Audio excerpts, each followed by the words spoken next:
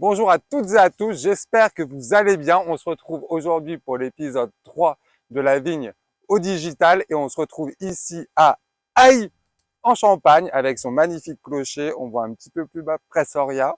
Aujourd'hui, du coup, on va parler de débourgeonnage. On va ébourgeonner le digital. On va parler un petit peu d'éliminer les maux de tête du marketing de contenu parce que le marketing de contenu peut être complexe. L'idée, c'est vraiment de vous apporter les choses un petit peu plus facilement. Voilà. Allez, petite citation d'Albert Einstein, parce que j'avais envie de la placer. Albert Einstein a dit que tout devrait être rendu aussi simple que possible. Donc aujourd'hui, marketing de contenu, mais en mode facile. Donc la question, c'est déjà, qu'est-ce que c'est que le marketing de contenu? Marketing de contenu de manière simple, on va dire que c'est déjà une stratégie sur du long terme pour en fait parler à son public, créer une communauté avec du contenu pertinent et aussi de qualité. Alors, avant d'aller sur les bases, les fondamentaux, j'ai envie de vous dire, faites sonner la petite cloche et abonnez-vous à ma chaîne. Alors, pour commencer au niveau des bases, j'ai envie de dire que ça paraît inutile, que ça sert à rien, mais c'est important quelque part de mettre les choses un petit peu par écrit, de se créer quelque chose d'un petit peu carré, un plan d'action.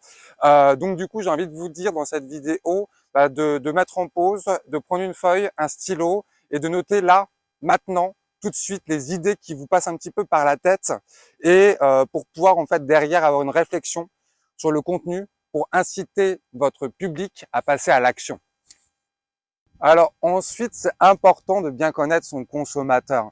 Donc du coup, en fait, là, l'idée, c'est de faire, maintenant que vous avez des idées, c'est de bien connaître le consommateur et de créer son profil. Alors pour créer son profil, quelque chose pour moi d'assez simple, que moi j'utilise personnellement, c'est le sondage.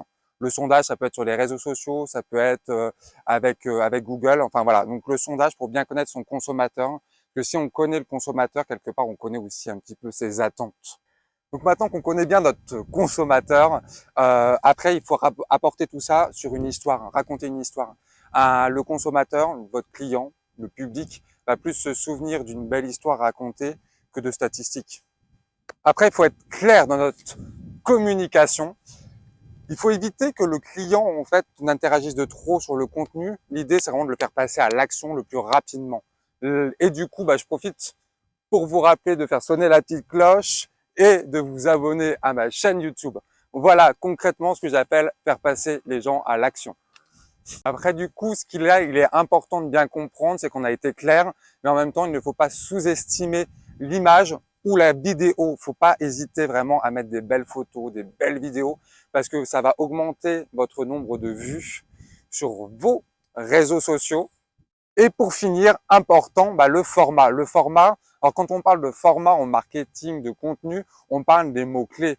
Les mots-clés, vous savez, c'est les hashtags ou les dièses. Les dièses, les hashtags, les dièses. Donc du coup, très important parce que c'est les mots-clés et c'est ce qui va vous permettre d'avoir un meilleur référencement, d'être plus en haut dans les recherches sur Google. Et ben voilà, cette vidéo est finie. J'espère que votre mot de tête du marketing de contenu est déjà un petit peu plus passé. Je vous remercie d'avoir regardé cette vidéo. Je vous incite encore une fois à faire sonner la petite cloche, à vous abonner à la chaîne pour avoir l'épisode 4 qui sort très bientôt.